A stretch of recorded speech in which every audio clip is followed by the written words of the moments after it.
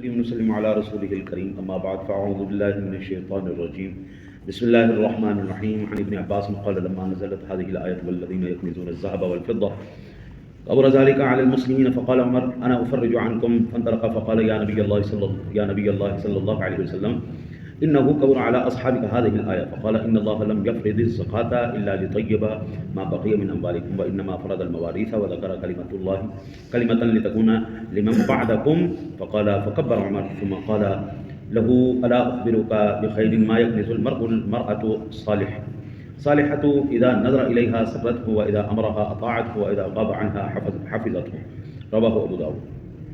حضرت ابن عباس رضی اللہ تعالی عنہما سے روایت ہے، وہ فرماتے ہیں جب یہ آیہ مبارکہ نازل ہوئی نا جی والذین یکنزون الذھب والفضة ولا ينفقونها فی سبیل اللہ فبشرهم بعذاب علیم، جو لوگ سونا چاندی ڈھیر کر رہے ہیں یعنی جمع کر رہے ہیں اور اللہ کی راہ میں خرچ نہیں کرتے ان کو دردناک عذاب کی خوشخبری سنا دو.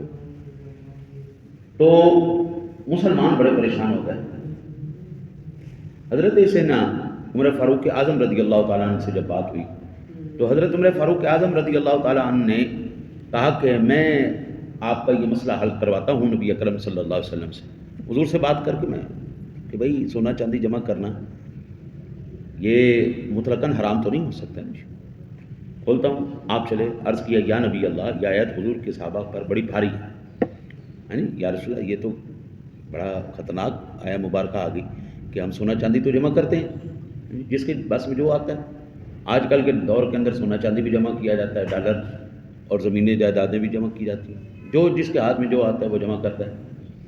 حضور نبی اکرم صلی اللہ علیہ وسلم نے فرمایا زکوٰۃ اس لیے فرض فرمائی گئی تمہارے باقی مالوں کو پاک کر دے اور میراثیں اس لیے فرض فرمائیں اور یہ کلام کیا تاکہ وہ پاک مال تمہارے بعد والوں کا ہو. راوی فرماتے ہیں کہ حضرت عمر نے تکبیر کہی، نعرہ لگا اس ہماری زبان میں اللہ اکبر، تکبیر کو بلند آواز میں انہوں نے نعرہ لگایا. پھر حضور نبی اکرم صلی اللہ علیہ وسلم نے فرمایا کیا میں تمہیں وہ بہترین چیز نہ بتاؤں جو آدمی جمع کرے؟ مال جمع کرتے ہیں، سونا جمع کرتے ہیں، چاندی جمع کرتے ہیں، پیسہ جمع کرتے ہیں. حضور فرماتے ہیں میں تمہیں بہترین چیز نہ بتاؤں جو تم جمع کرو؟ یا رسول اللہ ضرور بتائیے. فرمایا وہ اچھی بیوی ہے.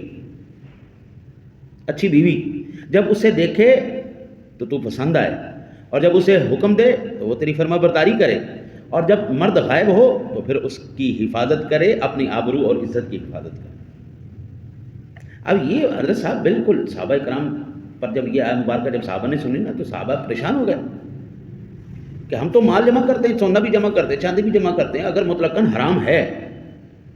اور حضور نبی اکرم صلی اللہ علیہ وسلم نے اس کی وعید کی بھی بشارتیں سنائیں جی کہ بھئی اگر کوئی مال جمع کر رہا ہے تو کل قیامت والے دن اسی مال سے اس کو داغا جائے گا. ابھی ہمارے ہاتھ کے ساتھ کوئی گرم چیز لگ جائے نا تو بندہ تڑپ اٹھتا ہے قبلہ. استری کرتے ہوئے کبھی اچانک سے استری لگ جائے تو بندے کی جان نکل جاتی. کچھ آ کے پورا مال تپا کے اس کے اوپر کھال کے اوپر رکھا جائے اور پھر وہ جب ٹھنڈا ہو پھر دوبارہ تپا کے پھر رکھا جائے، پھر جب یہ جو کھال جو ہے یہ ساری سڑ جائے اللہ دوبارہ اس کو پیدا فرمائے، پھر دوبارہ وہی پروسیجر شروع کر دے. صحابہ کرام تو بڑے پریشان ہو گئے اس بات سے. عرض کی یا رسول اللہ ہم تو جمع کرتے ہیں. حضرت عمر فاروق اعظم رضی اللہ تعالیٰ نے فرمایا میں حضور سے پوچھ لیتا ہوں، مسئلہ کوئی بات نہیں، پوچھ لیتے ہیں حضور سے. جب حضور نبی اکرم صلی اللہ علیہ وسلم کی بارگاہ میں یہ مسئلہ پیش کیا گیا، اسلام درمیانی دین ہے، صراط مستقیم ہے اور میرے نبی اکرم نور مجسم قائد المرسلین کو اللہ نے رحمت للعالمین بنا کر بھیجا ہے اور قرآن یہ وہ میانہ روی سکھانے والی کتاب ہے جو کائنات میں کوئی اور دوسرا نہیں سکھا سکتا. اللہ کا کلام ہے جی، اللہ کا فرمان، اللہ کے فرمان کا کون ثانی ہے؟ حضور نبی اکرم صلی اللہ علیہ وسلم نے فرمایا وہ اللہ کے بندے مطلقاً حرام نہیں کھا گیا، کہ بالکل ہی رکھنا حرام ہے یہ نہیں کہا گیا. اگر ایسا ہو تو پھر جہاد کیسے کریں گے، پھر گھر کے معاملات کیسے چلیں گے؟ سمجھ میں تمہیں غلطی لگ گئی ہے. اللہ تعالیٰ نے اس کو رکھنے یہ ان لوگوں کی حج بیان کی گئی ہے جو فقیروں کا حق نہیں دیتے، جو حقداروں کا حق نہیں ادا کرتے، جو صلہ رحمی نہیں کرتے، جو زکوٰۃ نہیں نکالتے، ان لوگوں کے لیے. اور جو لوگ اس کی زکوٰۃ ادا کرتے ہیں ان کا مال ایسے ہی پاک ہو جاتا ہے جیسے جانور کا خون نکل جانے سے گوشت جانور ذبح کر کے ہم کھاتے نہیں، جب زندہ ہوتا ہے نہیں کھا سکتے کیونکہ اس کے اندر خون ہے، جب ذبح کر دیا خون نکل گیا، گوشت پاک ہو گیا۔ کیلے اور آم کو ہم ایسے نہیں کھا سکتے، اس کا چھلکا اتار دیا، اب آپ کھا سکتے ہیں، اب آپ کے لیے وہ فائدہ مند ہے نہیں۔ اسی طرح بادام ہے، اخروٹ ہے، اس کے چھلکے سمیت آپ نہیں کھا سکتے، چھلکے اتار لیں آپ کھا سکتے ہیں۔ مال اگر جمع ہو جائے تو اللہ وحدہ لا شریک ارشاد فرماتا ہے خذ من اموالہم صدقۃ تطہرہم وتزکیہم بہا، اے محبوب ان کے مال میں سے زکوٰۃ حاصل کرو جس سے تم انہیں ستھرا اور پاکیزہ کر دو، زکوٰۃ سے مال پاکیزہ ہو۔ ہمارے مرنے کے بعد قبلہ ہمارا مال ہمارے ساتھ نہیں جاتا، ہمارا مال وارثوں میں تقسیم ہو جاتا ہے۔ کہیں پر آپ نے دیکھا ہے مرنے کے بعد اس کا مال بھی ساتھ نہیں، اس کا مال وارثوں، بیٹا ہے، بیٹی ہے، رشتہ دار ہیں جہاں پہ بھی ہے، ماں باپ ہیں، جو قرآن نے ایک پوری تفصیل بیان کی ہے اس کے مطابق پاک ہو گئے، زکوٰۃ ادا کی، پاک ہو گئے۔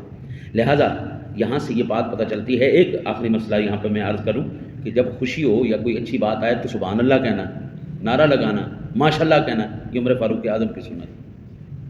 مسئلہ سمجھ میں آ جائے، ہاں سبحان اللہ کہنا، ماشاء اللہ کہنا، اللہ اکبر کہنا، ہاں جی، نعرہ سادہ لفظوں میں، یہ عمر فاروق اعظم کی سنت۔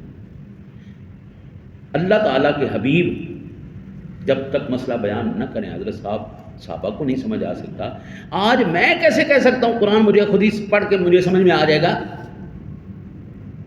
آج اگر میں یہ کہوں جی مجھے کسی استاد کی ضرورت نہیں، بغیر استاد کے بغیر شاید کہ ہم پڑھ لیں گے، ٹھیک ہے جی، قرآن خود ہی پڑھ کے سیکھ لو، خود ہی سمجھ آ جائے گا، یہ حدیث میرے سامنے پڑھی ہے، صحابہ کے سامنے یہ نا، صحابہ عربی لوگ تھے، عربی جانتے تھے وہ لوگ۔ عربی بندہ عربی پڑھنے میں غلطی کر سکتا ہے تو ایمان سے بتائیں میں تو عربی بھی نہیں، میں تو قواعد آگے پیچھے بھی نہیں جانتا، تو پھر اگر میں خود اپنی عقل سے پڑھ کر اس کو سمجھنے کی کوشش کروں گا تو حضور کہاں کہاں ٹھوکریں کھاتا پھروں گا۔ اس لیے مجھے فہم صحابہ چاہیے، مجھے ایک استاد چاہیے، ایک رہنما چاہیے۔ اللہ قرآن خالی نازل کر دیتا کہنا جی چلو جی سارے آپ پڑھ کے آپ ہی جڑا نا جی انہوں پڑھ کے ہدایت لے جاؤ، محبوب کو بھیجنے کی کیا ضرورت؟ وَيُعَلِّمُهُمُ الْكِتَابَ، جو کتاب سکھاتا ہے، تعلیم دیتا ہے، ہاں جی، تو پھر اس کی اپنے معلم کی کیا ضرورت؟ حضور فرماتے انما بعثت معلما، مجھے اللہ نے ایک معلم استاد بنا کر بھیجا ہے۔ دعا کرتے ہیں اللہ تعالیٰ اپنے حبیب کا صدقہ آپ کو مجھے سمجھنے کی